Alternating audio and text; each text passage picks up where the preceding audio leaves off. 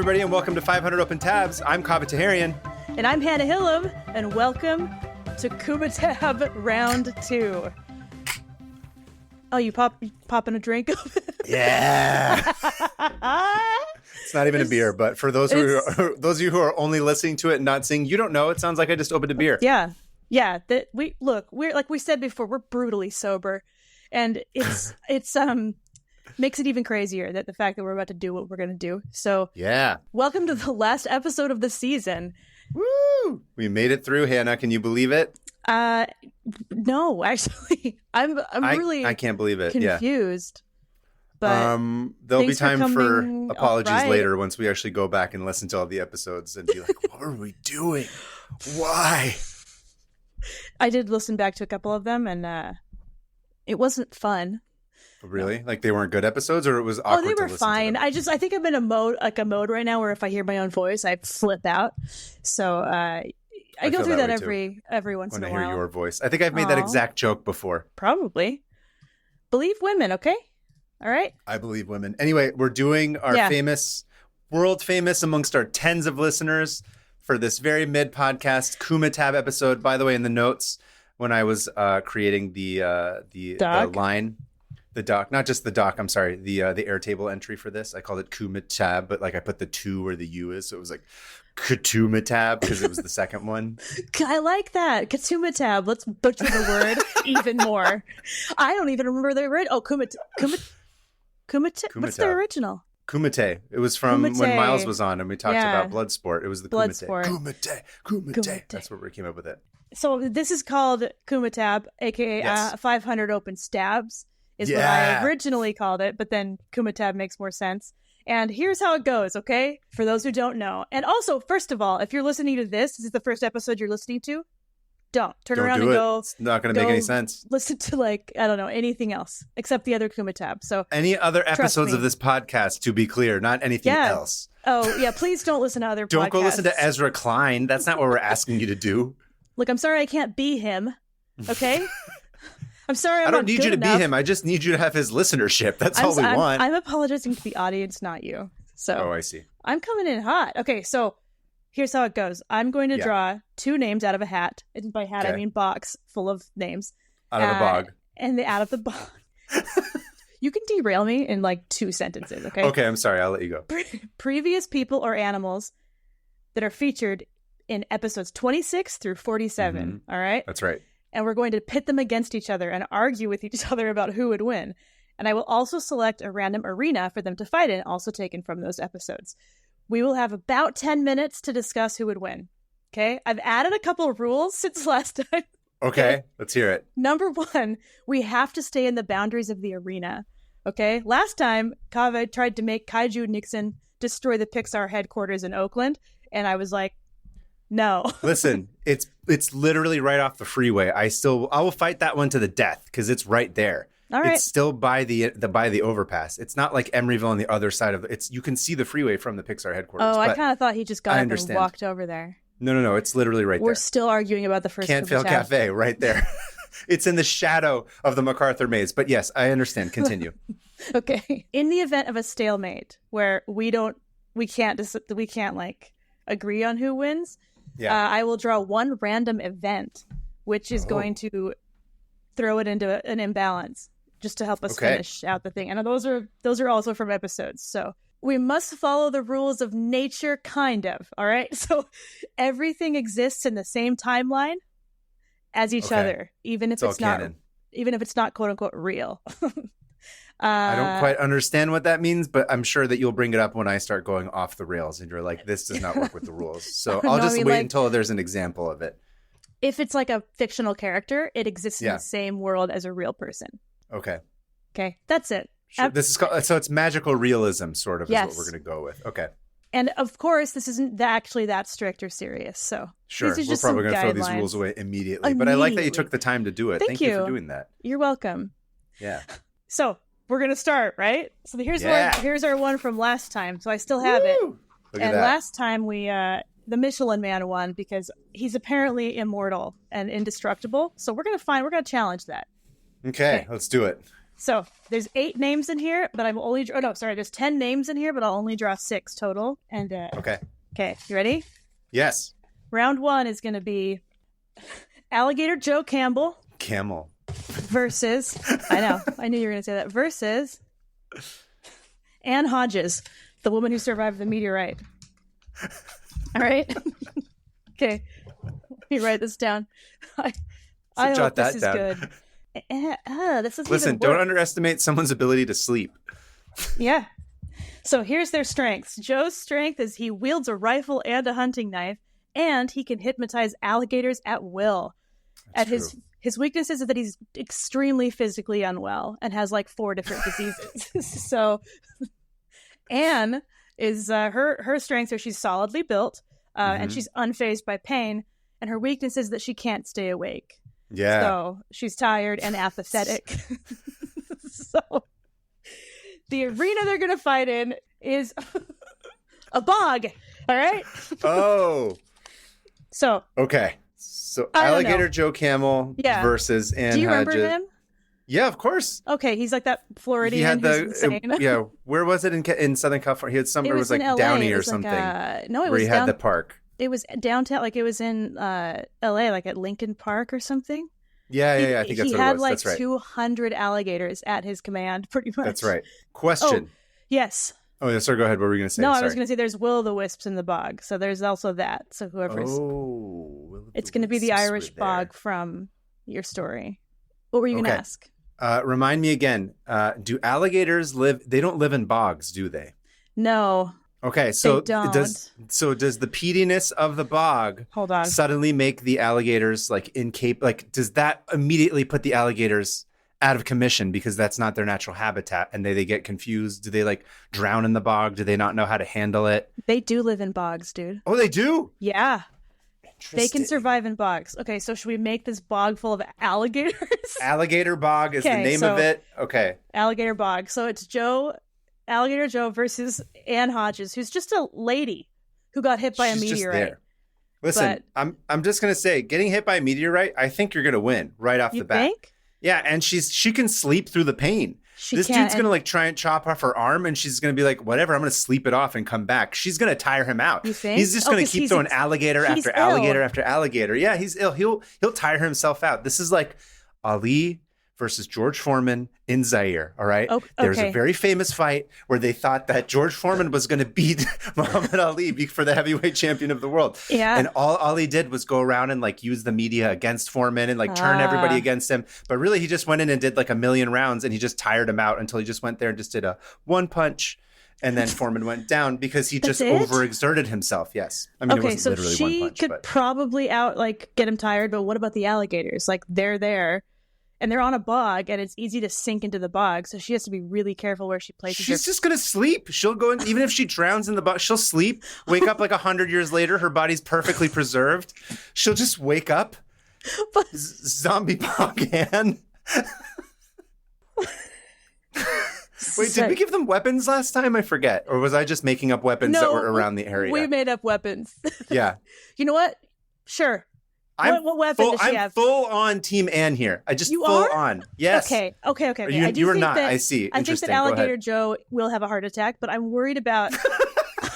He died of pneumonia and diabetes and one other thing. Not good if you're just going to be fighting in the bog for days on end. He's going to get pneumonia immediately. He can.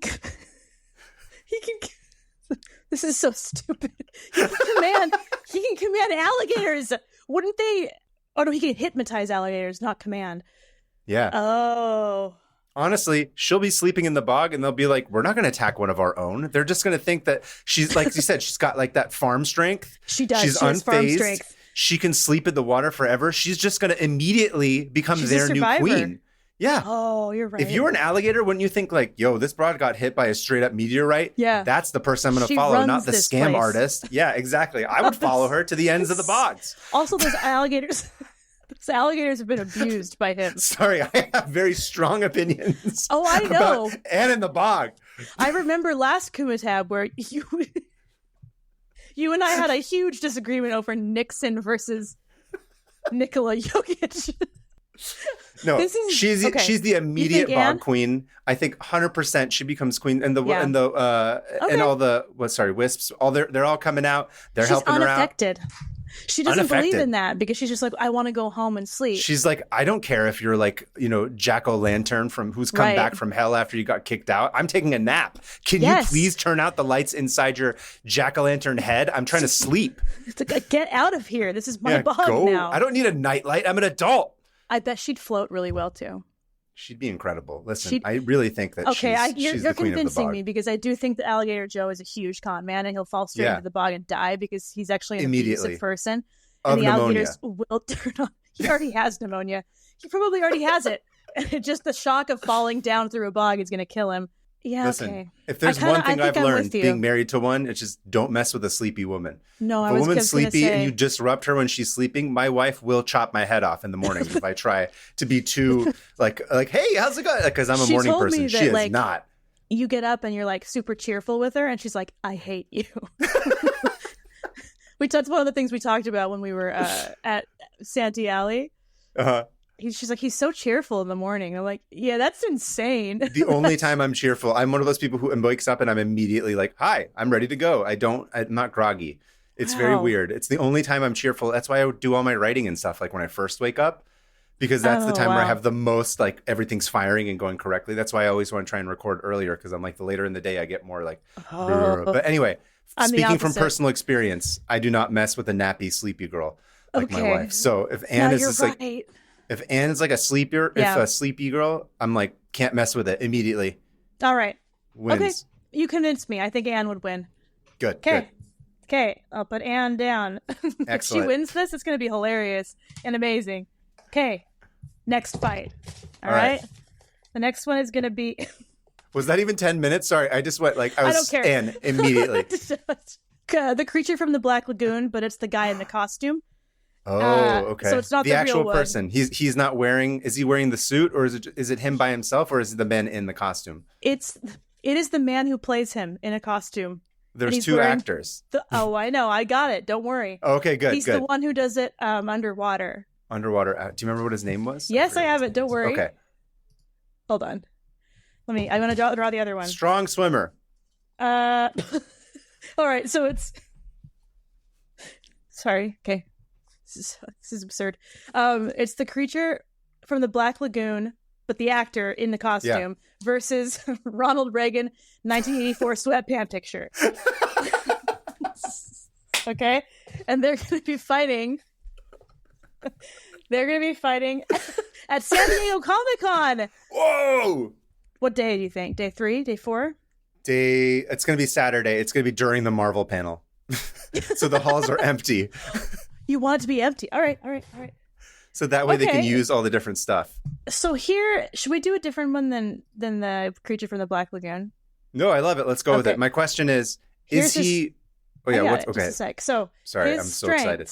It's okay. His strengths are he's a physically fit stunt swimmer. He's played by a guy named Riku Browning, and he is pretty awesome. Ripped, built, good at stunts, good at swimming. But he's confined to a costume he can barely move in and barely breathe in. So he is wearing the costume for the purposes of this. He has to wear the costume, the head and everything, the one that my beautiful girlfriend made. I forgot her name. Millicent Patrick. Sorry, Millicent. Yes. And then Reagan's only strength is that he can call upon the devil himself. Oh, that's tough. He has his magic sweatpants that tell him things. Okay. His weaknesses are he's a frail old man and Alzheimer's is setting in. Yeah. Just barely. Not a ton, but enough. So they're at San Diego Comic-Con. Off the bat. Yeah, what do you think? What were you saying? Should they be what area of Comic-Con should they be in? Artist Alley? Should they just be walking the main floor? Yeah, main floor. I don't want them to be anywhere near panels. Yeah, unless they go into Hall H, which would be pretty funny if they just started fighting while Robert Downey Jr. takes off his mask and he's just like, "Hello, I'm Dr. Doom." Okay, Hall H. And then the H. Gipper shows up. Hey, Bobby. Yes. Here's the thing. Right off the bat, I can tell you that there's two things that we have to. There's a disadvantage to. I'm sorry. What was? I'm just gonna call him the creature from the Black Lagoon. I forget what the actor's name is. His name's Rico. Hold on. Anyway, Riku. whatever. Riku. Riku? Riku. Okay, Riku. Off the bat, here's going to be the problem for Riku, right? Okay. He is wearing an iconic costume that a lot of people at Comic-Con are going to want to take pictures of. Like, all the cosplayers are going to try and record video with him and, like, hang out. And they're going to be like, look, here's a mashup crossover with, like, I don't know, Goku, something or other. They're going to be doing One Punch Man, whatever it is. He's going to be getting stopped every 5 minutes while he's trying to fight Reagan, and people are going to want to take pictures of him, and it's going to be distracting. He's not going to be able to get into his fighting groove. Reagan, on the other hand, is a disgusting old man wearing sweatpants, and everyone's just going to walk around him and avoid him, which means he will be able to just like swim through, no pun intended, the crowds with no problem, because people will be like, this guy is gross. Get away from us. Or they'll think it's a hilarious cosplay if someone dressed as Ronald Reagan. No, I don't think anybody under the age of 30 at this point like can identify Reagan in sweatpants. Reagan in sweatpants cosplay is not the most popular that would show up. Is this just like a... Here's the thing, though. If he can get out of like all the swarming cosplayers, he could easily just wreck Ronald. Oh, 100%. Like, he's breaking him. He's breaking his back like Bane. He's just like... crushing him. Even though those... Also, the magic sweatpants, did we ever decide if they hate him or they love him? The sweatpants were the victim, I believe, if I'm not mistaken, of Reagan. He controls them, but the sweatpants want to be freed. The sweatpants are also working to escape Ronald Reagan's body. Like, Ronnie, help! Yeah, Ronnie. Because I was like, the sweatpants didn't have anything to do with this. Don't bring. I remember. I was like, they didn't bring him into. Don't bring him into this. They're the victim. They're the victim. Okay, so they do exist, though. They're there. Yes, they're magic sweat. Did we ever decide on are they just sentient sweatpants, or are there do we have magical properties to them? They are sentient sweatpants. Do they have special powers? All they can do is whisper into his ears. They have no power other than like the silver tongue, you know? Oh, so they can try to actually manipulate Reagan in a way. And they're constantly trying to. Okay, so here's the first thing I'm thinking too is if you're Riku, the first thing you want to do as much as possible is you want to get them away from the convention hall. Yes. And you want to get him into the water, which is directly behind the convention hall. That's where the other installation. Yeah, the ocean's right there. So you got to figure out a way to get Reagan out of the main convention floor and into the water, because once you're in the water and you're swimming around, it's done. You're drowning Reagan and it's donezo. It's finished. But here's another question. Do they have... You're drowning Reagan and it's donezo. Here's another question. What a wild ride. Are they exhibitors? Do they have passes? No. Do they have a 4-day pass? Do they have a 4-day pass? Are they exhibitor pass? Are they are they for small press? What is it? They're not exhibitors. Just a second. Okay.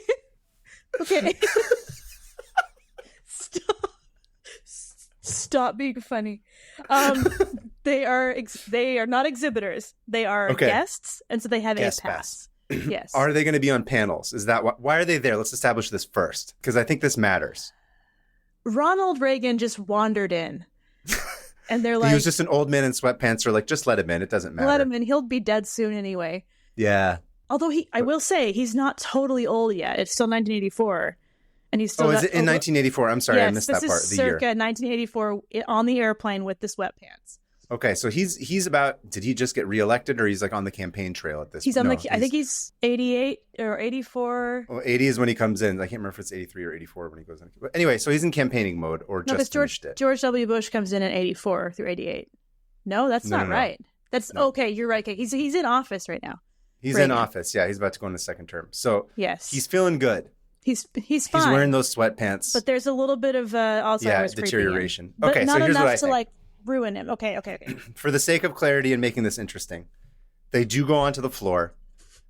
This is so boring. Everyone is so bored right now. They're dumb. This is no, not they are. I'm saying these guys are. Oh, okay. Anyway, so I think first thing, Reagan is attracted to Funko Pop because that's how Reagan rolls. Yeah, I feel like Reagan would be like, oh, this is charming. They're just like my gummy bears. I'm sorry, jelly beans. That's what he loves, because he loves jelly beans because he's basic. So he probably loves the Funko Pop.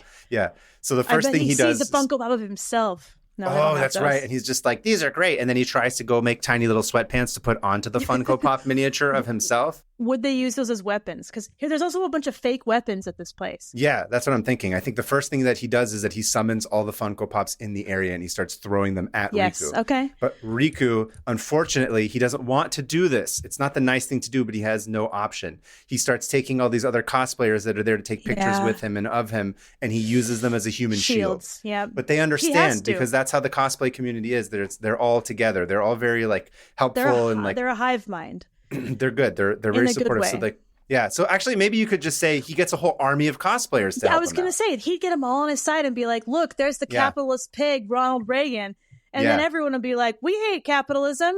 It doesn't matter. If anything, I think he could probably get literally everybody on the Comic-Con floor to turn around and just push Reagan directly into the water. You're right. Behind. You're right. And then, and I think that's all sweatpants would pull him down because they want to like die. Rocks. They would rather both die than live alone without Reagan. But that's where we come in and we rip the sweatpants off because we're like, he didn't deserve this. No. Do you take the sweatpants? You can have the sweatpants. I mean, no, I think we take the sweatpants onto the ferry that we take to go to the Taco Bell on the other side of the water, and we reward it with Taco Bell. We feed the sweatpants Taco Bell. Trickle down. That Taco Bell's going to trickle right down those sweatpants. Yeah. Okay. I think you're right. Oh, and then we shove so many Funko Pops into Reagan's mouth so that he just fills up like Violet from Willy Wonka. Yeah, it's just like too many Funko Pops. Lumpy as he sinks to the bottom of the ocean. Yeah. And the sweatpants burst, and I don't know where this is going, but guess what? Reagan's dead. That's the important thing of this story. I knew he would not last. So there's because of the supportive power of cosplayers with each other. Thank you guys for your service. Yep. You all helped kill Ronald Reagan. That's the important thing. You get a presidential medal of whatever, freedom. Of freedom. I almost just spilled every single one of these. Okay. Next fight. All right. So we've got Helga Meyer. Yeah.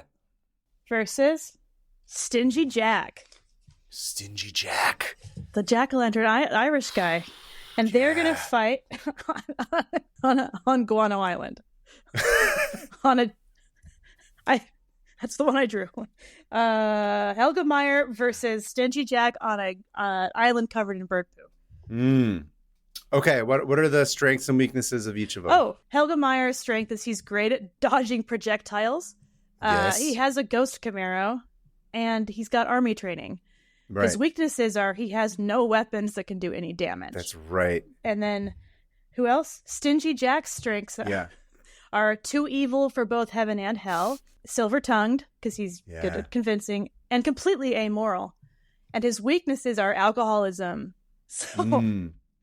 Let me ask you this. Yeah. Did Helga Meyer bring booze with him when he was going to people's houses? I can't remember. In his care package. Oh. I don't remember that being a thing. Because is his Camaro loaded up with stuff? I think it might be. Yeah, because remember it was like Satan's Santa Claus or whatever. Not Satan. What did they call him? They call him something Santa Claus is what you said, if I remember correctly. I can't remember. It's something Santa Claus. Yeah, it's like apocalyptic Santa Claus or something. Or apocalyptic Santa Claus is maybe what it is. Let's just assume that maybe he's got maybe not like a bunch of booze, but like these little, trial, sample ones. Little vodkas or whiskeys or something. And that he's got some sort of leverage for him. Sample booze.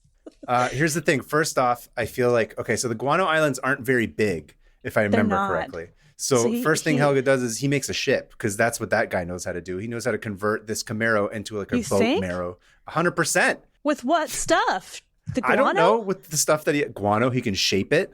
He can make it into... Okay, hang on. Let's hold on. Clay. Go up, first of all. Guano's not clay, but maybe. Hold on. They're both standing facing each other. Okay. Stingy Jack, who's just a drunk, angry Irish man. Yeah. Who is so this is after hell, devil. Right? So this is after he gets kicked out. After everything, and no one, Satan does not let him into hell with Ronald Reagan. Okay. And then there's Helga and his Camaro. So right off the bat, Helga has the upper hand because he has a Camaro that can run this dude over. And he's I think if I remember correctly, they called him he's like a savior kind of Christian guy too. He's like a saint. He is. So he does have the power of God on his side, which this is interesting. This has become biblical now. He's got a gold Bible in there. Yeah, he's got a gold Bible. So this is really about the power of the Lord versus the power of the devil, even though the devil doesn't even like him, which is interesting. Right. This is bigger now. This is bigger than just the Guano Islands. So this goes all the way back to the biblical fight between good and evil, the fallen angel, Lucifer.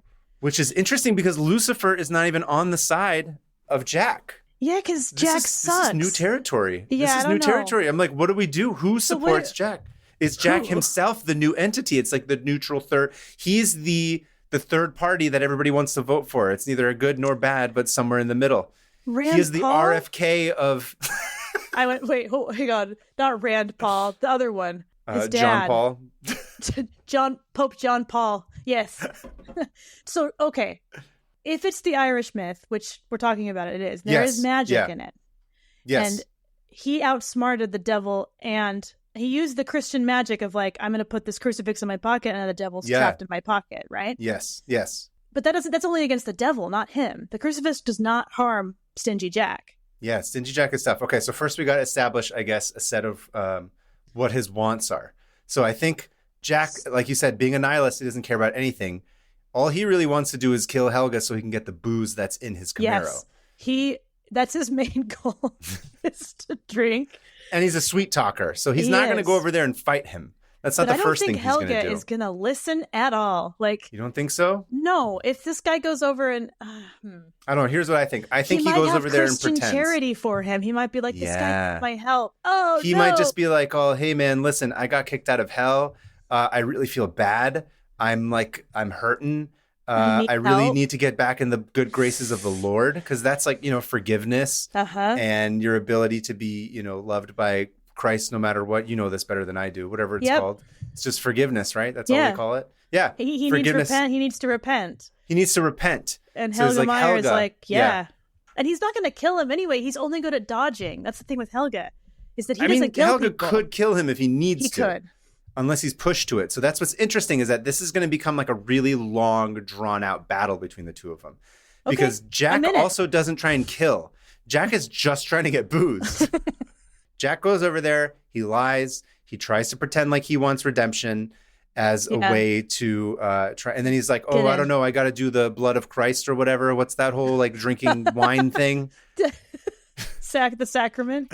So, he's like, let's do the sacrament party where we drink the wine, right? Is that a thing? Well, I don't know. If you're repenting, it's more like you go and confess or whatever, and then who do you have to can you just confess to anybody, or does it have to be like a priest? Depends on the denomination. Okay, this is your area of expertise. Yeah, if they're Catholic, which I don't know if Helga. Hang on, no, Helga was like, hold on, what? Hey, I gotta look this up. Because if Helga's like, dude, we're on Guano Islands. Also, we gotta take it for account that like there's birds shitting everywhere this whole time. I think that he is just a straight up like Protestant Christian. So he's not a Catholic. And with Protestantism, it is more between you and the Lord and not between you and a priest. So it's a personal direct line to Jesus. So the best he could do is give him advice on how to pray for forgiveness. Okay. What would he do? How would he tell Jack to pray for forgiveness, you think? I don't know. Probably like, you just got to ask. Just gotta ask, because he's a man of few words too. He's just gonna be like, just ask for forgiveness. He's like, hey, guess what? Just ask for forgiveness. Got it. Thanks. And part of the repentance process is also changing your ways, because you can say I'm sorry all you want, but as long as you don't show it, then God doesn't count it. So then he's like, guess what? I just repented. God said that my new mission is to help you out on your path to get whatever, to like repent, to like help people out. So then he gets a ride off the Guano Islands, and he's just like in the back of the Ghost Camaro ship. And so Helga's like, all right, cool. Yeah. Because Jack's just trying to manipulate his way out. He's like, the booze. Yeah, he wants the booze. So he's like, bro, I'll help you out. You go. He's like, first of all, let's get away from these islands and go find some kids and stuff that you can give them like their bag. Helga figures it out. Lego? Yeah. He'll build it out of bird shit. That's what he's doing. He's figuring out a way. They're surrounded with bird poo. Oh, listen, yeah, you're Helga's right. You the most awesome person ever. He's going to figure it out. He'll figure out the best way to do it. And the next thing you know, they're in the back of the ship. They're trying to go to mainland. And like the whole time he's like, hey, I'll help you. Jack's like, I'm going to help you like organize all your, goodie bags that you're going to give to all these kids to protect and save. Meanwhile, he's just chugging away, drinking all the little. And then by the time they get, go ahead. Yes. Go. No. I was going to say he does drink a ton. But remember, he does die from alcoholism in the story. Yes, so his exactly. liver is barely functioning. So by the time they get to the actual island, or not island, but when they get to shore, where it's somewhere that's not a guano island, all of a sudden Helga is like, oh, great, I have like this dead person who's so he's dead. Drank himself to death. Dies of alcohol poisoning because he did it to himself. So Helga just outlasts him. Not only does he outlast him, he also just has a huge amount of guano with him, and he becomes rich because he's just accidentally gotten all this, but he doesn't care about the money. You're so right. he redistributes it to all these kids who are suffering in these war zones. And Helga continues to be awesome and have this ghost Camaro. And he accidentally killed, Jack killed himself. I think that's really what this comes down to. That's the thing with Jack. He shoots himself in the foot pretty much by being a scoundrel and a bad person. And Helga won just by being himself because he wasn't even playing his game. No, he wasn't playing his game. Okay, all right. And he's rich. And he's rich now. And he can use all that money to buy more Lego for the children. Okay? Okay, Helga beat Stingy Jack. Okay, excellent. Was not expecting that. But here's the question. Does Jack go to heaven now for the second time after he dies when he comes back to Earth and drinks himself to death? Because he's repented, right? He's basically been like, I ask God for forgiveness. Protestant religion rule. Yes, he will meet Jesus and they'll go over it together. Yeah. They'll like, okay, here's your things and here's what you did. Are you He's like, here's the thing. You kind of helped that guy out and you did repent and you were trying. He's like, I don't like that you drank all the booze, but you did die and you didn't make any deal with the devil. Right. Or he'll just chill in like some people believe that you just go and chill in purgatory till the day of the Christ comes back. And then there's the day of judgment. I don't know, man. Everyone's so different. Why can't we all just agree on one thing? I'm just kidding. Listen, Helga wins is the important thing, and he won by not fighting him. Okay, wow. Okay, all right.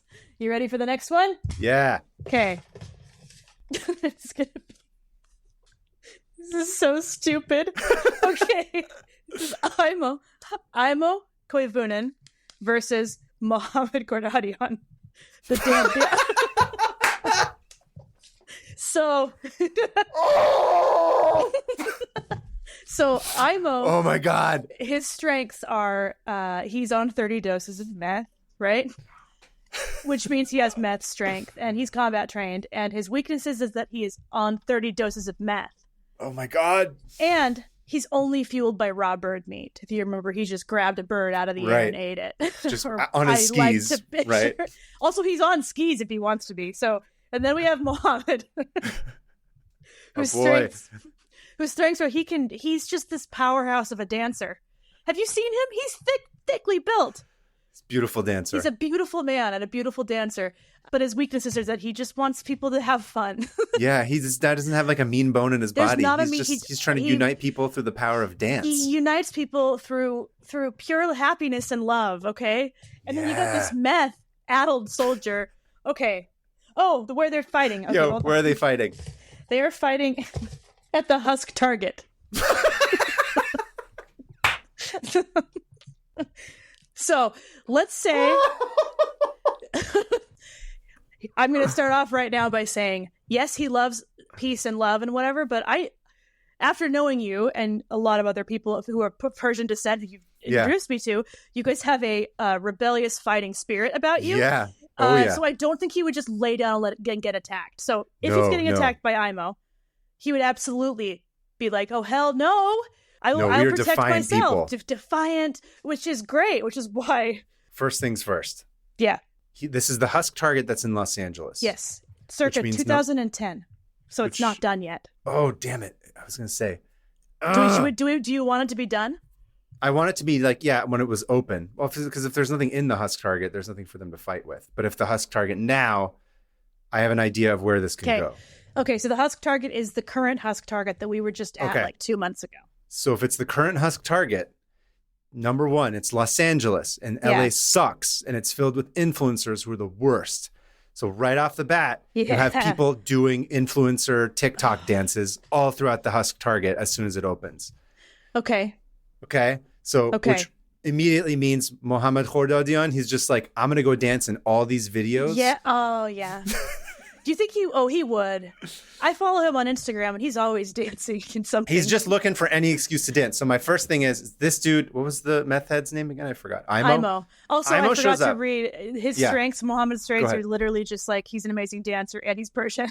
So yeah, Persian's a huge strength. Yes, but it's also a weakness, as you said. We can also get really fixated on. Yeah, almost like laser focused on one thing to the point where you hate the Roman Empire 2,000 years later, which is understandable. Imo's from where again? Finland. So I don't think we have any beef with the Finnish, as far as I know. No. So that the old blood feuds aren't going to come back into it. They're but not. Here's the thing. So that's good. He's on meth. He's eating birds. He's So coming much in meth. and trying to fight him. Yeah. So I think Hordadian, again, being a man against violence, the first thing he's going to do is, if I was him, he's like, what we got to do is we got to tire this man out. So you got to go to every single one of these TikTok influencers who are doing stupid, idiotic dances in stupid public because they're idiots and I hate them and they shouldn't be doing this in public. And they're just Did we ever talk about the time? Look at me in like the toilet diaper section doing a TikTok dance while other people are just trying to shop and live their lives. So he's just like, listen, Imo.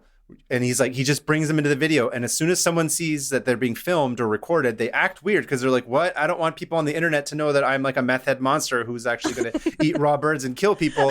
So he draws every person. He draws them into all these TikTok one after another. Once in the bedding section, once in the men's clothing section, once in the children's toy section. All these influencers are doing stupid, idiotic TikTok dances in public. And he just has to like keep TikTok dancing to all these different things. But Hordadian's like, whatever, bro. I could just do this in my sleep. He's just like, blah, blah, blah, blah. I don't need 35 doses of meth to do TikTok dancing for like 2 weeks straight. Dancing's my life. Yeah, he's just like, I do this no matter what. I'd be doing this even if there wasn't a TikTok. Meanwhile, I'm almost like, what? And he's all awkward and he's like had too much meth to be able to do the dance correctly. And then he gets annoyed. Like this. Yeah. So he's doing it too fast. Yeah. And then the influencer is like, no, you're doing it wrong. Blah, blah, blah, blah, blah. He goes viral. Everyone hates him. And then what? Where does it go from there? Finally, the meth leaves his body because After he's 3 TikTok weeks. dancing. 3 weeks of TikTok dancing. Weeks. Yeah. They're going to go every morning. What do they do at night? All the No, they're doing it influencers constantly. go home. Yeah, TikTokers are always there. They're always doing some TikTok. I mean, Is that this really is a little how bit LA old now. is? That's whole. I mean, it's there always horrible. seems there's a whole account on Instagram. It's like influencers in the wild. You're always seeing some dumb influencer doing something annoying. Nothing makes me want to cringe and disappear more than watching someone do a dance with the camera pointed at them. I mean, do it in your own home. That's fine. Or like you do it in like a fun place, but not like in the middle of Target. I don't want to see it. And I'm like, I'm just trying to get like, toilet paper for my butthole. I don't want to like see you dancing.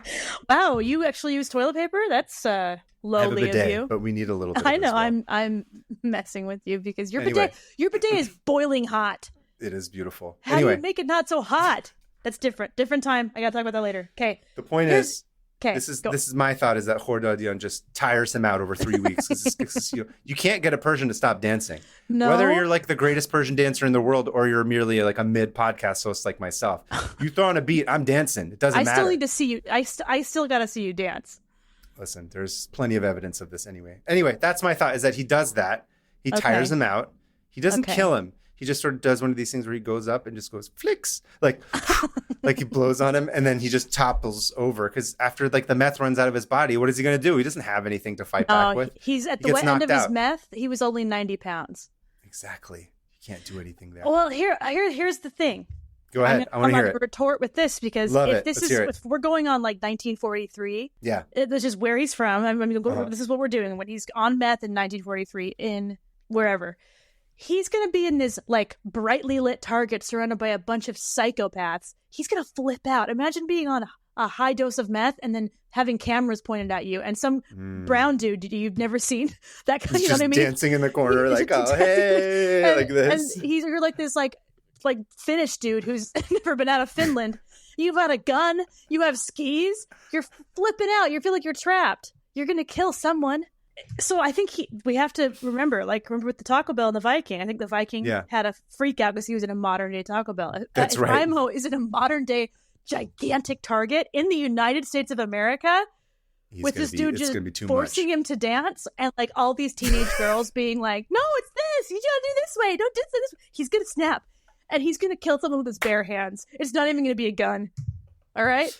And here's the other thing. The second he kills an influencer, Mohammed's going to be like, that's not cool, dude. I hate them too, but now it's time to kill you. Counterpoint. Okay. Imo was killing Nazis, is that correct? Yeah, no, he was killing Russians. He was killing Russians, not Nazis? It was during World War II, but he was killing Russians. Yeah. I mean, it is... Yeah. Listen, it's close to Little Armenia. It's not beyond...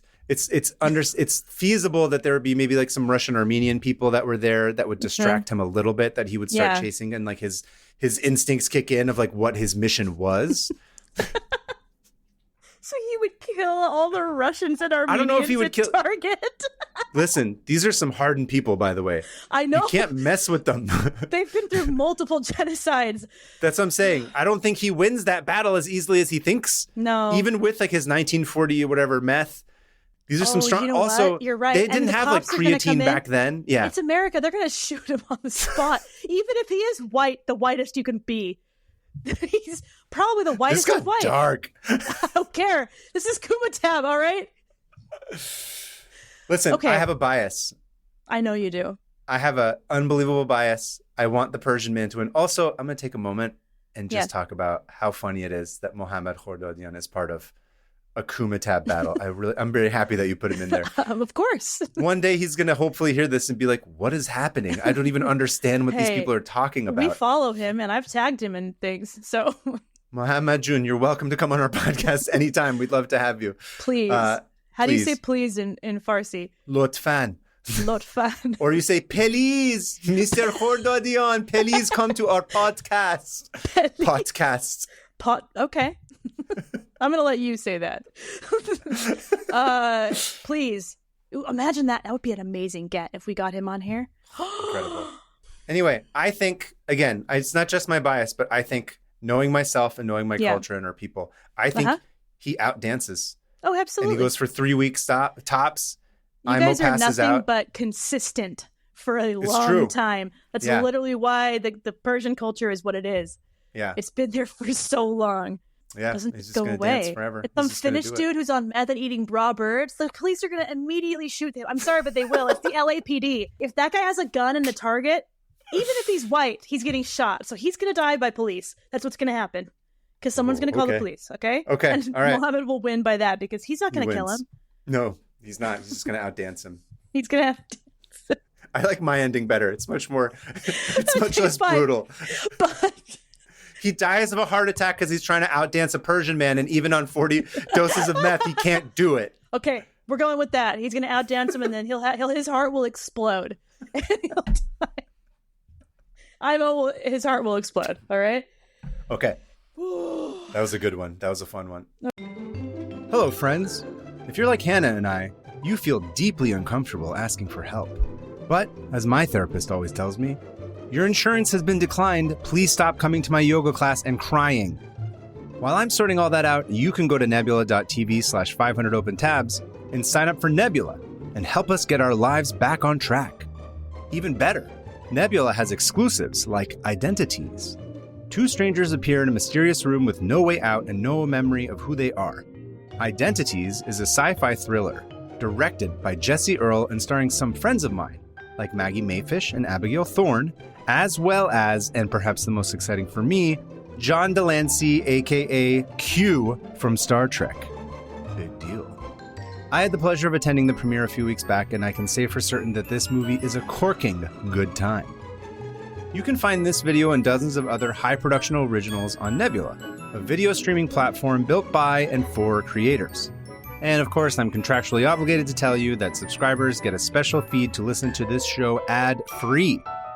Go to nebula.tv/500opentabs and get 40% off an annual subscription. By signing up, you can support other creators like Lindsay Ellis, Princess Weeks, and many more. Remember, sign up at nebula.tv/500opentabs and help my therapist enjoy their yoga class without having to hear me weep.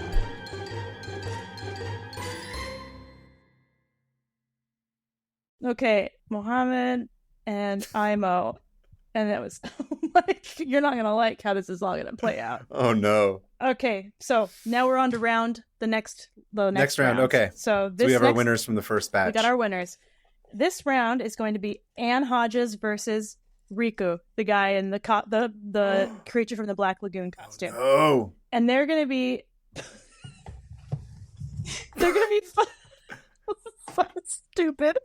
They're gonna be fighting on the SS Rex, that Malibu or the Monica. What is it? Santa Monica Bay, the gambling boat, which has like horse track and like casino, and it also has water cannons because that's what they did back then. Okay, so they're on this boat in what is it called? Santa Monica Bay. All right, and a reminder: Anne's strengths are solidly built, like farm strength, and she's unfazed by pain. But her weaknesses are she's apathetic and so sleepy tired. All right, and then the other guy. What's his name? Riku's a good dancer. Riku is a great dancer. You think? Oh, sorry, great swimmer. I'm just got Hordanian on the brain. I know. He's a physically fit stunt swimmer, and he's been in Hollywood for a long time. So this is his home. This is tough, and and they're literally on the water. On the water. So if he can get her into the water, she's gone. Yeah. What do you think? Confined to a costume he can barely move in, that didn't stop him from filming. No, he was still an incredible swimmer and was able to grab oxygen. He could stay out there all day. And Anne would sink like a rock. Yeah, I don't think Anne's gambling. She's not distracted by any of that stuff. She's just looking for a place to sleep. So bored. She's like, I just want to lay down. Does she bring the bog alligators with her into this next round? Because we did declare that she became the queen of the bog and all the alligators in the previous round. Let's throw those alligators in. So now that makes it tougher for him to be swimming around because there's alligators in the water. But he looks like something that they would know. That's also true. He's got scales and... I don't know, man. I don't know. Does he become the king of the alligators all of a sudden because he's some weird half alligator looking person? Do they suddenly be like all the alligators, or what? Like first we like changed our alliance to this queen who slept all the time. It was like queen of the bog. Now we're seeing this creature from the Black Lagoon. We don't know what to believe anymore. Sorry. I snorted. Okay. These alligators are just, they're like, they don't know what to do. They're in the ocean now. They don't do well. Yeah, what happens? Ocean. Do they die in the ocean? I don't know anything about how alligators survive. There's probably not enough. Alligators survive. It's probably too saltwatery. Salt water. It finished it for me. No, alligators cannot survive in salt water because they lack salt glands. So they just die immediately. So prolonged exposure can change an alligator's behavior.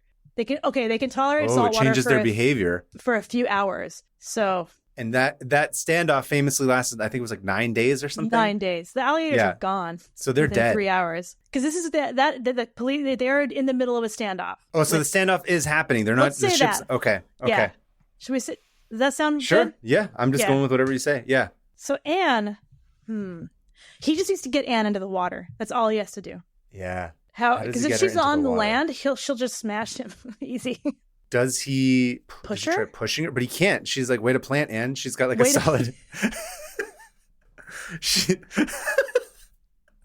perfect. It's perfect. That's perfect. Her low center of gravity. He can't mess with her. He can't push her over. He can't push her into the water. And she's so sleepy. She just wants to go to sleep. Oh, this guy's nothing compared to a meteorite. Yeah, honestly, what does he do? I mean, I think it would be fun to get a picture of him to see how. Riku, what's his name? I like how why did I put him in here? Okay, Riku Browning. It's not a good name. Riku Browning. Oh, dang, this guy's hot. Confusing. Oh, no, he's not. Yes, he is. When he's young. Type in Riku Browning. Riku Browning. Oh, but he is. You know what? Oh, he's a handsome fella. He's handsome. Yeah. Yeah. He looks like he could. Head of hair. Yeah. Let's see if there's anything else about him. He is a movie star. He just died last year. Oh, he did? Wow. 93. This guy's... Good for him. That's what happens when you swim underwater for that many hours. Like, he's just ripped. Oh, he's a native to Florida, so he'd be used to alligators. Oh, that's true. He probably done wrestle an alligator. I done murdered a rock. Speaking of Ali again. I don't know what that is. I'm so mean, I make medicine sick. Anyway, that's all. That's all. That's a great line. That's all that's in When We Were Kings. Anyway, here's the thing. He can't push her over, as we've established, because way to plant Anne. Yeah. Yeah. So he's got to figure out a way to get her into the water because that's his only hope. Now she's unfazed by everything going on around. Remember that. She's just like, I don't want to be here. And no matter how noisy and crazy everybody is, she's just like, no. Yeah, I was gonna say, speaking of noisy, I was gonna say she probably sleeps for 9 days while all these like gunshots are happening and all these mobsters are trying to fight the cops. What do you think the mobsters would do if they saw some dude in a costume? That's true. They would probably either. No, I don't think they would kill him. I think they would exploit him and just like wrap him in the net and just be like, check it out. Well, now we have like a cool monster on our boat, and then charge people to come see him. I think he would be trapped in there. You think so? Yeah. Here's the thing. My gut is telling me that Anne would win. I think so too. Because I don't think this guy, again, he's a stunt actor. He can swim well. They're on the water, but she's not going in the water. No, she's just sleeping. She's unfazed by this 9-day standoff. Should I bring in a random? Yeah, let's bring in a random one. We need some sort of act of God to change it, because he can swim away. She can just sleep through it. Okay. A group of drunk baseball rioters. Oh. Show up. They all come in. They show up. They're on the boat. They drop in. So now there's a riot. Riku would be immediately destroyed. Yeah, I was going to say immediately killed, because they're like, what's this fish person doing here? Bang! Kill him! He's not baseball. Mob. Yeah. And Anne would drink them all under the table. So. Yeah. Can't argue with that. It's Anne. It's Anne. Okay. Yep. Nice and clean. Oh, okay. Okay. Do you need a minute? You good? This next one is going to be... Okay. So, it is Helga Meyer versus Mohammad Kordadian. Two peace-loving people. Yes. Where are they? Oh, yeah. Cleveland Stadium. Oh. During a baseball game. Should we do a different place? A different one?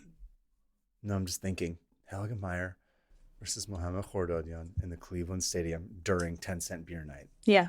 If I remember correctly, Helga doesn't drink, does he? No. I don't think so. Shit. Or does he? I feel like I remember something about him being like a... Yeah. He's very like Christian and like doesn't do anything bad. Does Helga Meyer drink alcohol? I don't know. What do you think? How do you think this starts off? Helga rolls in with the Camaro, which is from... It's the 80s Camaro? It's the 70s Camaro, It's 1976, I think. Yeah. So he's blending in right away. Or maybe he comes in with he's got this cool Camaro from the 70s. Yeah. A bunch of teenage kids are going to be like impressed by it. And they're going to think it's awesome. And they're going to want to start like whatever, hanging out by it. Like all these drunk idiots are going to want to take pictures with it and be like, oh, check it out. Like, I have a Camaro, blah, blah, blah. It's so cool. They're going to start talking to him.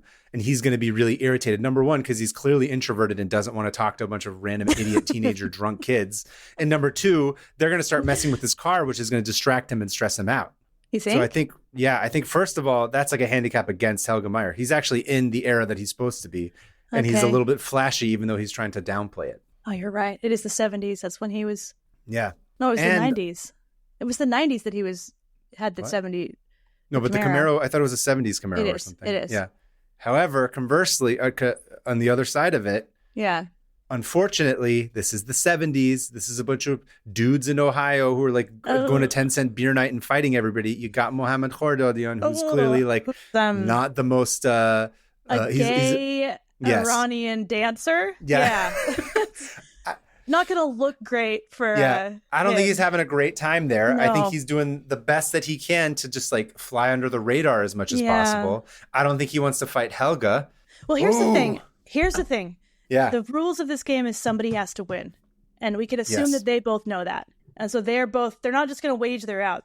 One of them has to win. Yeah. That's part. So the power of dance is not on his side here. No, because he actually cannot use the power of dance, because if he uses the power of dance, he's killed by everybody else around him. A hate crime would occur immediately if he dances in Ohio 70s. Hate crime. Yeah. Yeah. So that's tough. He has to pass as like a straight. I mean, he is a performer, so he can probably just be like, this is the role of a lifetime, where I have to pretend to be like a macho, like whatever, regular baseball loving dude in the early 70s. Right. He could do that. He's ripped.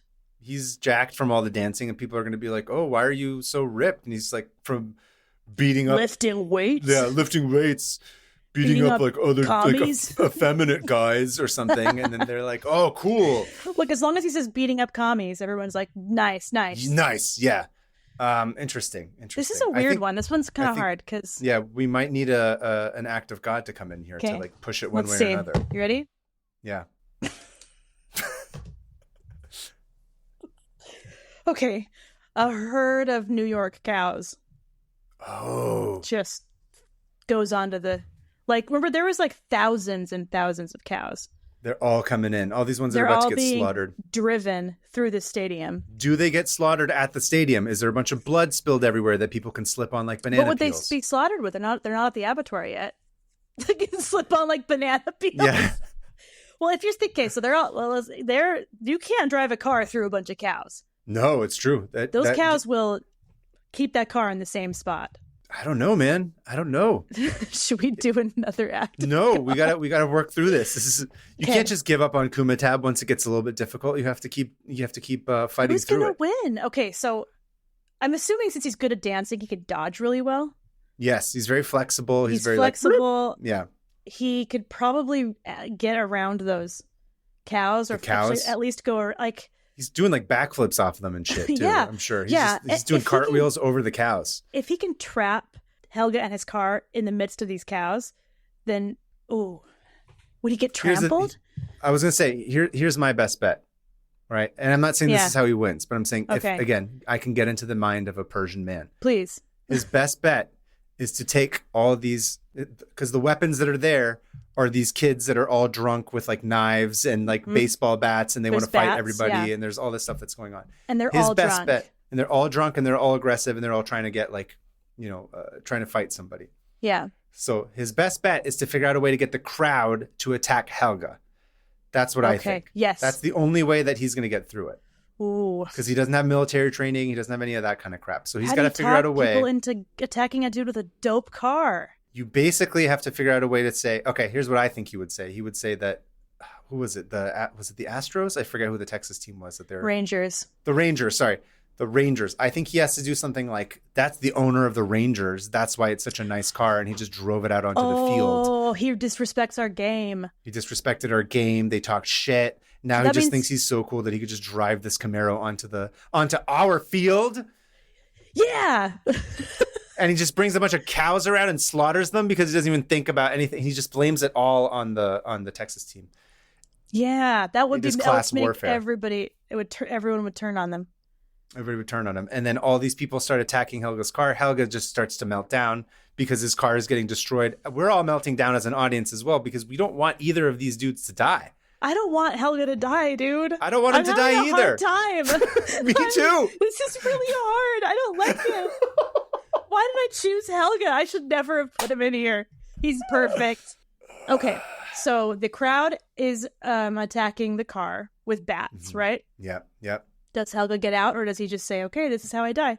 Because he's not there to hurt anyone. He wants to rescue people. If this is how he goes, he's fine with it. Yeah, I think Helga can be happy knowing that he helped a brown man who is of a different sexual orientation than he in an era where it was particularly difficult. Yep. I feel like Helga would just be like, it's okay.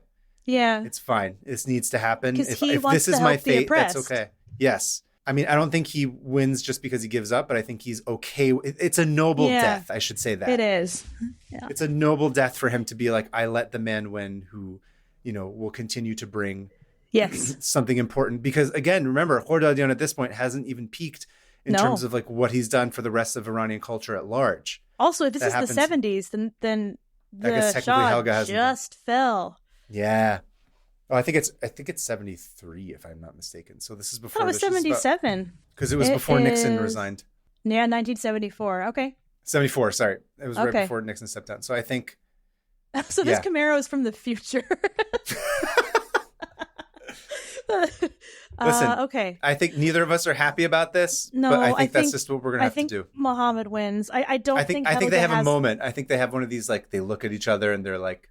Yeah. I know what you're doing and I appreciate it. And he's just like, you've died an honorable death.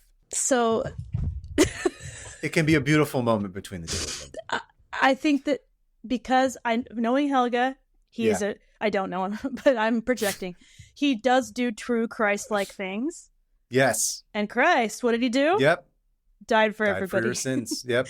And if he's not there, if someone else, he's not going to kill people attacking him. No. He went into Serbia or whatever, knowing he was probably going to die, and all that mattered was he got the food to those kids. Yeah. So as long as there's a noble act happening. Okay, here's the question. We don't have to go this way, Does Helga just full on decide that like I'm just going to be the bait right off the bat? No. That's too much. Okay. He's confused. He's confused. Okay, let's stick with that then. Very I like that. confused. He went back in time with a car from their future. That's true. I don't know. Okay. I don't know what the time travel. So yeah, Muhammad wins. Muhammad wins. All right, so we are about to go to the final. What? Already? Yeah. Oh no. Yeah. So the final is Anne Hodges versus Mohammed Kordadian. I don't know if I have the strength for this one. I don't think either of us do. And they are going to be fighting. Okay, hold on. They're going to, sorry. They're going to be fighting in the lizard people tunnels under LA. Okay. So, what was it? 1,000 feet underground. Remember, we figured that out? And yeah. it blew our minds. So, Mohammed and Anne are 1,000 feet underground. I'll say this right now. If we go back to that episode, it was the episode that had a bunch of meteors in it. And the reason that those lizard people went underground was to hide from the meteors. And Anne can take a meteor. Oh my God, you're so right. If she can lure him out and get him above ground, he gets hit by the meteor and she's fine. by this logic. Oh my God, it all ties together. However, on the other side of it, don't forget we had there was a postscript to that when you talked about the cow tunnels. And the cows and the lizards met in the middle and kissed, and then had avatar people that were like cow, lizard, underground human beings. Clavi, exactly. Which was cow, lizard, Navi. Yeah. Hey, we're insane. Hey, we have too many inside jokes that are only funny to us. Oh my God. I'm like, okay. We don't even know how to deal with this. I was no. Should I add it in like a rando thing? No, hold on. Let's extrapolate this at least for a minute. But you're right. I think Anne absolutely goes and deals with the meteor shower. It's too perfect. Just take it. She just like, he'll die. Yeah.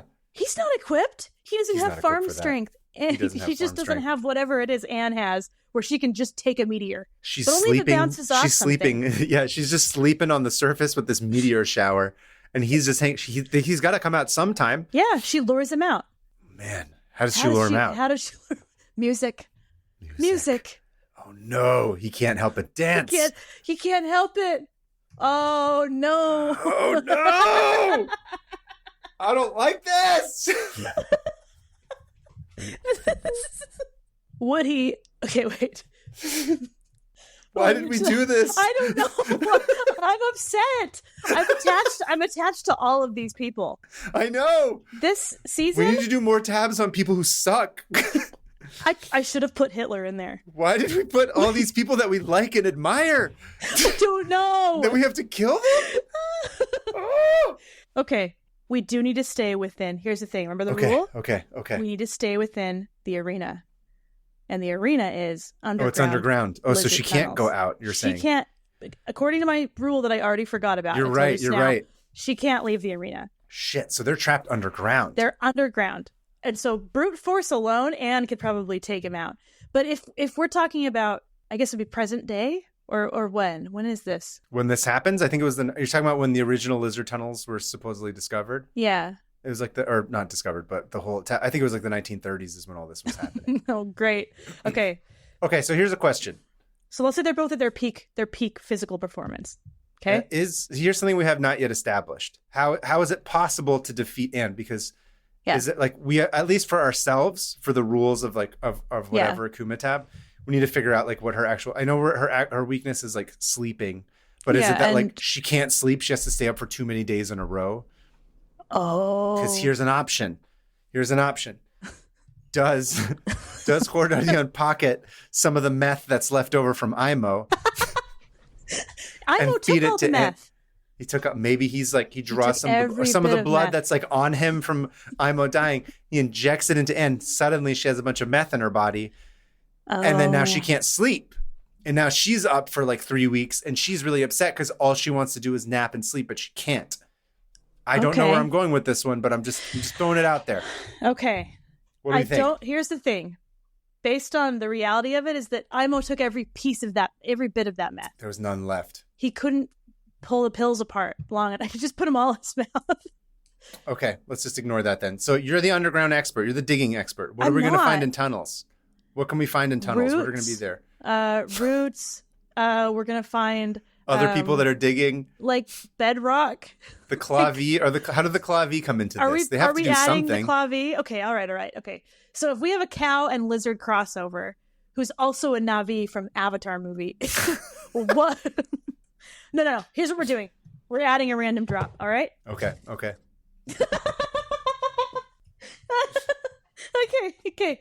Out of the random tunnel comes Turkey Nixon. Oh. Who has the rage of both a turkey and Nixon. But here's the thing about Turkey Nixon is that all turkeys are really dangerous if they have their beaks, but this just has Nixon's head. So take that. Nixon's head's got the most dangerous part of him. It's got Nixon's brain. So we have gobble. I was hoping you'd see that. We have a turkey with Nixon's head running insane laps around them, just like freaking out because it's underground. All right. Also, it's freezing down there. Don't forget that. That's true. It's cold. But the clavier, I don't know, man. I don't know. Okay. Let's think about this logically.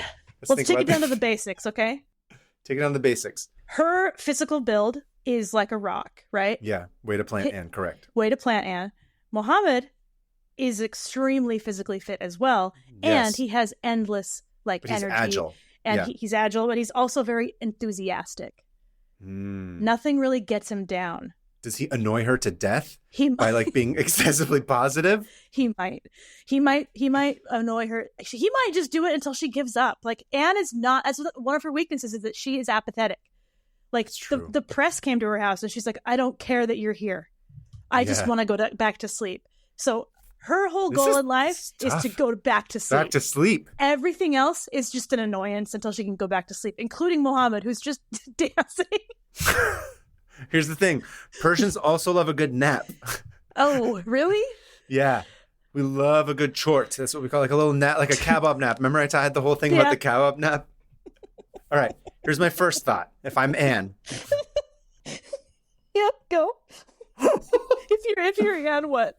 Okay. If I'm Anne, the first thing I'm thinking is, even though it's not true, the tryptophan in turkeys, I murder Turkey Nixon, make delicious turkey kebab out of it, which is not a thing that exists. You feed it to Hordadion along with a nice fluffy bed of basmati rice, all buttery and delicious. I don't know, underground. Yeah, all those the rice clavi, fields. Bring it in. Okay, you're trying to shoehorn those clavi in here, and that's fine. She makes him a delicious bed of rice. I don't know why she knows how to make it, but she does. Because she is a 50s housewife. Yes, that's true. She might have figured it out at some point. Yeah. So he makes her a delicious meal that's kebab with rice. He eats it. He gets tired. Oh. Although, actually, now that I think about it, does he get tired? Because the carbohydrates of the rice actually end up fueling him more, and it backfires. That becomes his meth. I just think that he is going to dance circles around her and she will give up. I think she'll give up out of pure exhaustion to her mental state. I think she's just going to be like, this isn't worth it. I don't actually care about winning. Damn. This is not how I thought this would go. No, me neither. I thought for sure we'd have Helga Meyer and Dracula duking it out. But no, we have Anne Hodges. What is this whole year? How did we get here? We were let's start a podcast, and now we're arguing about whether this random lady would be able to beat up Mohammed, who got hit by a meteorite, and it's 38 episodes. Yeah. Never, gun to my head, never would have guessed. This is where we'd end up. He's been to an Iranian prison too. Don't forget, he can take a beating. He can take a hit. He can take a hit. Oh, you're right. Think about it. He is invincible emotionally. Oh my God. He has gotten through. I hadn't realized until the process of this conversation that how strong this man is. He is so strong. Remember? He joined, what was it? He was in a ballet. He was in the ballet. Iran had some ballet thing. He married a woman. He survived a heterosexual marriage, first of all. And then he escaped, right? But then he went back and got put in prison, if I'm remembering correctly. I don't remember. Yeah. And then he got out, and then he moved to LA and completely united the entire Persian diaspora for 3 generations. Okay. Because even the Islamic Republic was like, it's not a good look to have this man in prison. We don't want this guy here. This will cause the revolution. This will bring down. Man, I had not thought about it. He is a force of nature. He's a force of nature. And him next to Anne. Oh, Anne can't handle anything. She can't plant except for one meteor. Yeah. And that was a fluke. If she gets beat up with beat up to death, to unalived, she'll just, I don't know, man. This is intense. I think you're right. I think wins. I think so. By sheer force of his personality and what he's already overcome, he'll see it through to the end. Yeah, I think he'll do what's necessary. I think he will. Yeah. Plus, Anne died fairly, she didn't live that long, right? No.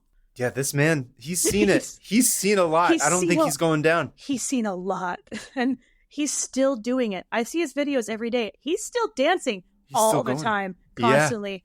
Yeah. He shaved his head. Because he went bald, but he tattooed Cyrus's face onto his scalp. Yeah, he's got a tattoo. Have you seen that? I'm getting he's got a head tattoo. Up. But that tattoo alone would scare me to death if I met him in a dark underground tunnel. I'd be like, this man's gonna kill me. Okay. Nope, he's just gonna dance. How unsettling would it be to be like, oh, this tattooed dancing Persian dancing man surrounded by clavi while there's a meteor shower above the surface. Boom, boom, boom. She'd be like, I'm not dealing with this shit. I'm going to sleep. I just spit. I watched my spit fly. Yeah. Muhammad wins. Okay. Mohammad Khordadian is the winner of K2MITAB. K2MITAB. Okay, so I legitimately did not think this would go this way. I am shocked. Me too. Whoa. So we started somewhere. We ended up totally in a different place. This dude Persianed his way to a win. Persian danced. Again, I believe it. You can't mess with Persian dancing. Mm-mm. Newfound respect for Mohammad Khordadian. Dear Lord. Same. It's like I didn't think too deeply about it, but he's been through horrible things. Yeah, seriously. Wow. Woo! Well, the runners-up were the Talking Heads and Icelandic Dracula. Nice. And then the Penny Arcade and the Alligator Tank, or the Alligator Park. Penny Arcade would have been fun because you could hide behind. And then some of the random drops were mobbed by a group of cosplayers. Oh, we kind of had that happen. It kind of got that's naturally. A small meteorite. Got large. Mother ones. Hitton's little kittens. The weasels that shoot. Let's see. We have skydiving beavers coming out of the air, and Mount Vesuvius erupting. So, yeah. Man. Yeah, I'm like, yeah. Hannah, fantastic job doing that. Thank you. That was wonderful. That was so much fun. I really enjoyed it. I'm glad. That was really good. It was a good one. I've been very excited. I've been kind of working on it here and there for like a month or two. What a conclusion to a second round or batch of tabs. That was fantastic. Thank you. Did we do like a tab? I guess there's no tabs to close. No, we don't have to count down. No tabs to close. No tabs to close. But I will say, so for those wondering, Mohammed and Michelin Man, because I don't know if we edited all of that out. Mohammed Michelin Man. The Mohammed Michelin Man. What if the Michelin Man? That was his first name. It is the Mohammed. most common name in the world, I think. That's true. It is, isn't it, Mohammed? I think so. Interesting. Beautiful couple right there. The Michelin Man and Mohammed. It's just power couple. You know what? He would get the Michelin Man to fall in love with him. We never established the Michelin Man's sexual preferences. Is he asexual? Does he even have? He doesn't have genitals, as far as I know. He can asexually reproduce by taking tires out of his middle. Don't forget that. He's like a cell. That's right. Did we establish that? I don't even remember. Know. I don't remember anything, dude. So this was for the next couple K2MITABs, we're going to keep collecting winners, and then we will have a winners duel at some point. An ultimate K2MITAB. An ultimate with K2MITAB. All the ones that have won the previous K2MITABs. This is like, holy shit! That was a ride. That was a ride. Yeah.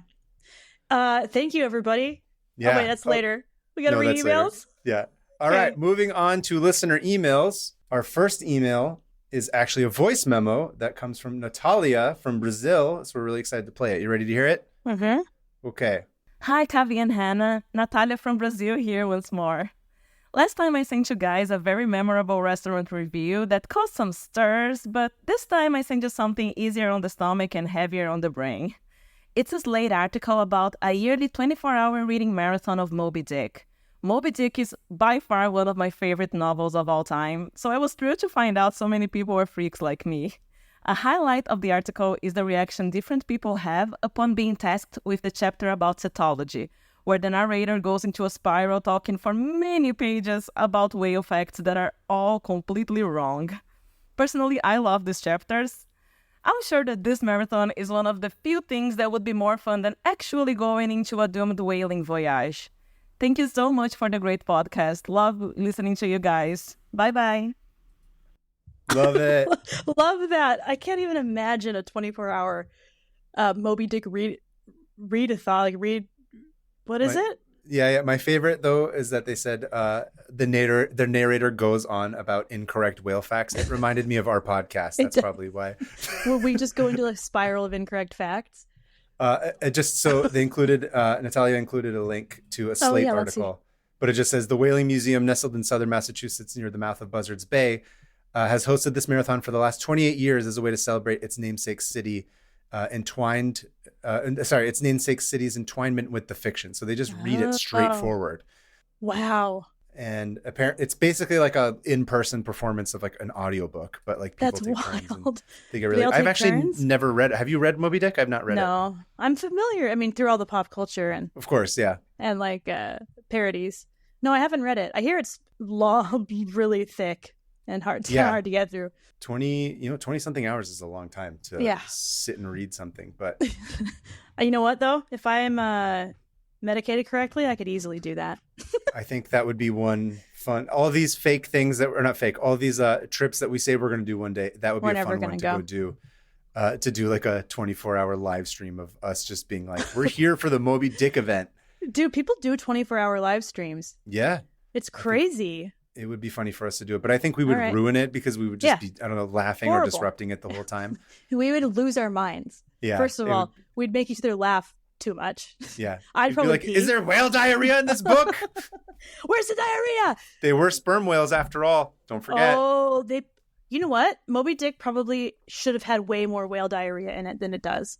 I think maybe that's probably my favorite chapter of Moby Dick that I didn't read. Was the diarrhea. The diarrhea chapter where it's just all bloody and red and those orcas and Captain Ahab thought it was like he was killing, that the Moby Dick was killing pups, but in fact he was just diarrheaing all over him. Listen, short version, 2024, 25 version of Moby Dick. Ahab tries to kill him, just gets diarrheaed all over by... Yep. It's only going to be like 5 pages long. Easy.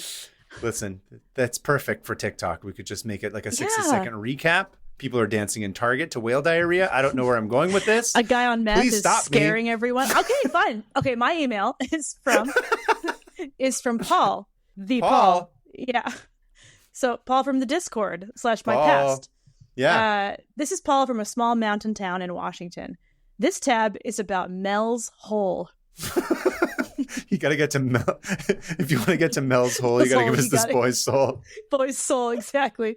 That's kind of why I picked it. Mel's Hole starts in 1997 in a small mountain town in Washington. Real Twin Peaks type shit.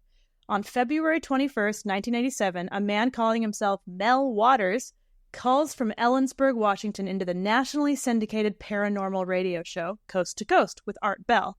On this call, he tells Art that he has found a bottomless hole with paranormal properties. Here are some of the claims.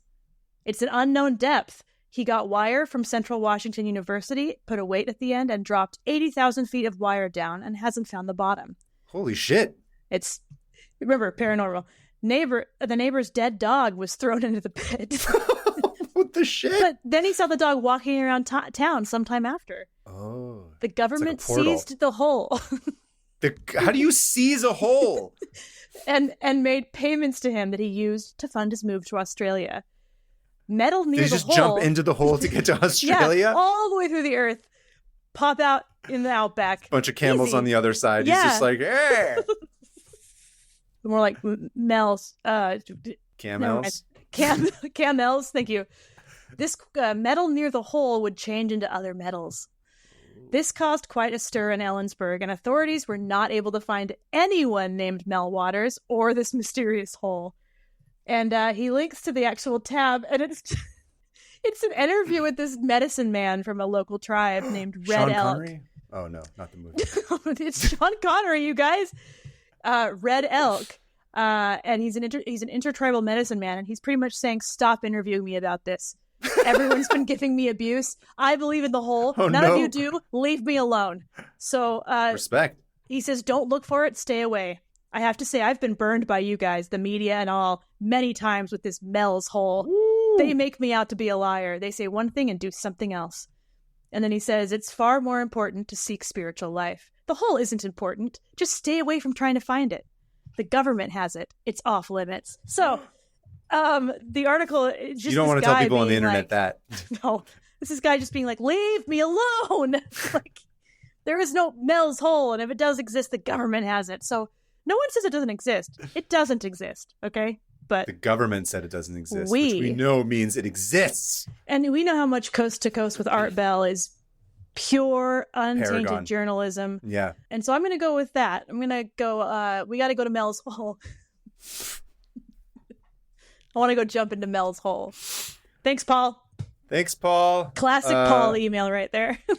That means that we've come to the end of the episode, which means, Hannah, end of congratulations. We made it through a season of 500 open tabs. Holy shit. And how many open tabs did we close? I wonder. More than we opened. Probably. No. No. More than 500. Okay. I'm way worse off now than I was before I started 100%. the show. I have an absurd amount of tabs spread across all social media and everything. But I'm really happy about it. It's fine. Yeah. I just before we go, we wanted to give two shout outs. One, of course, is Alyssa. Literally, I don't know how much we've said this and it makes her uncomfortable. We will continue to say it. This show is not possible without Alyssa. It's nothing without her. It was an absolute gift that we got to meet and hang out with Alyssa last LA Comic-Con, meaning a year ago. I mean, I guess you had met her before, but what I've drawn her fortuitous cats. Yeah. I've met her a couple times, but then just something aligned and we took a leap with this stranger. And it honestly, yeah, Alyssa, God bless you for just being like, sure, I'll do BFFs. this. Yeah. Incredible gift to have Alyssa, and this show literally doesn't happen without her. Additionally, we wanted to thank Joe for all the crazy amount of effort that he's put into making us something more than just a show. He's the one who got us on Discord and set that whole thing up, helped us with so much of like the different swag stuff and stuff that we're hanging out at Comic-Con and thinking about like just the much bigger show than just a podcast and video. Also, all the video stuff he's helped us with, and just being like, I don't understand how any of this works. He's that person where you're like, can you all be with this? And of course, he just has this this knowledge of how things work that I have a hard time grasping because I tend to get hyper focused on one little thing, tunnel vision, lizard tunnel vision. So yeah, thank you, Joe. He's like, oh, you guys want to do a drop? Oh, you guys want to do a poll? Oh, you guys want to do like this? Yeah. And he's just like, Joe set it up. You got he's it. Just like, he's do you got want to it. make your kids' toys out of my 3D printer? Yeah, no problem. Here you go. So I wanted to thank Alyssa and Joe very much because they deserve just as much credit as anybody else for, it's like, we're a little crew. It's a lot of fun. Anyway, the show's not done. I just wanted to say that in terms of like we're done. No, but it's like we made it through and we made it through the first season. And it's really quite an accomplishment. So I want to make sure that well, you're right. It's a huge accomplishment, and I'm really glad we did this. Me too. And of course, not to be forgotten, you, the listeners. I was going to say that. Yeah, the listeners. Without an audience, we're not a show. We're just a couple people screaming at each other, which is how we do it anyway. We would have. That's the thing. We were doing this anyway. But thanks for listening to us do this. Yeah. It's been really fun. It's been fantastic to build out the Discord and just the community. Once in a while, I'll pop in there and be like, I don't have any idea what's happening, but I'm glad that they've got their own thing going on. It's like that GIF from Community where he goes to get pizza and comes back and everything's on fire and he's just like holding a box of pizza, like I don't know what's happening.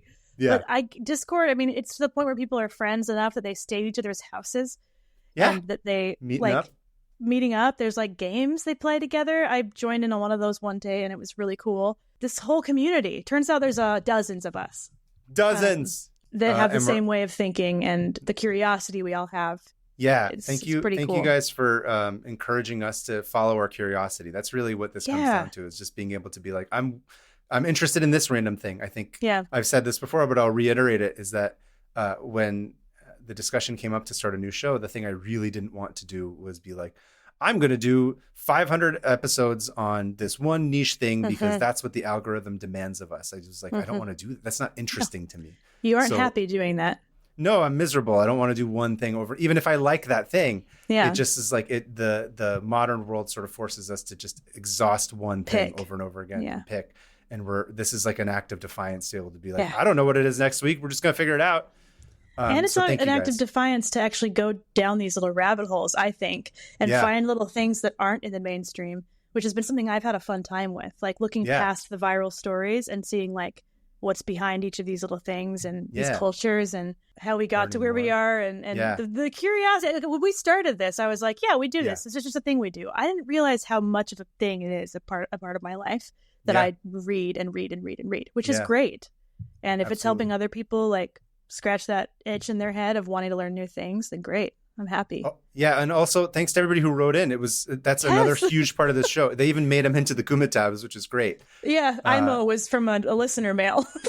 Yeah, so I think keep reading, keep finding stuff that's fun, keep sending them to us. So just a little bit of kind of housekeeping stuff. We're going to be taking the break for Christmas and for New Year's. However, that doesn't mean we will not have episodes. Thankfully, again, thanks to Joe for setting up a poll that we had set up. So we're going to have a couple of episodes that are our audience favorites, I should say. You guys all got to vote on what your favorite 2 tabs were of mine and what your favorite tabs were of Hannah's. So that's going to be coming. We won't tell you what it is, not until the day. But thank you for everybody who voted on that. Again, got a lot of votes. I did not expect that much of a turnout, but thank you for that. Thank you to the Patreon. I wanted to say that too. Yeah. You guys have been really awesome. And I've had a lot of fun uploading like extra clips. And thanks for the positive feedback on that.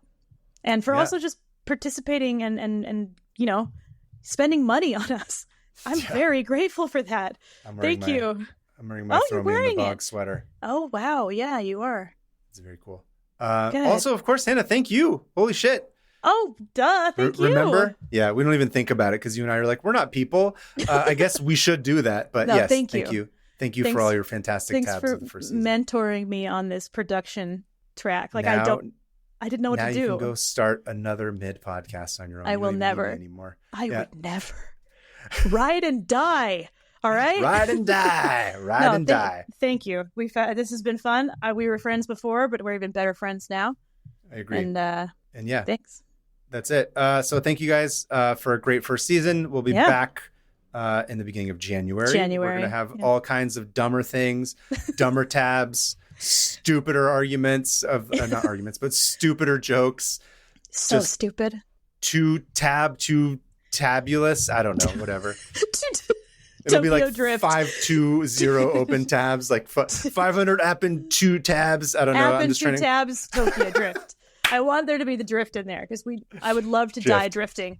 Imagine. Oh, one more thing. Yes. If you want to give us a holiday gift, please, when you're home with your families, when you're going to see people, when you're letting people know, hey, what have you been up to? What have you been listening to? What have you been interested in? Tell anybody that you can. Recommend them an episode. If there was something that you learned about on this show over the first season that you liked and you say, hey, here's my psychic. She, again, we may keep making this joke, but she knew that I was going to recommend her this, but hey, you know what? I'm going to do it anyway. She waited for me to decide they needed to. That's what psychics do. Share the episode with somebody.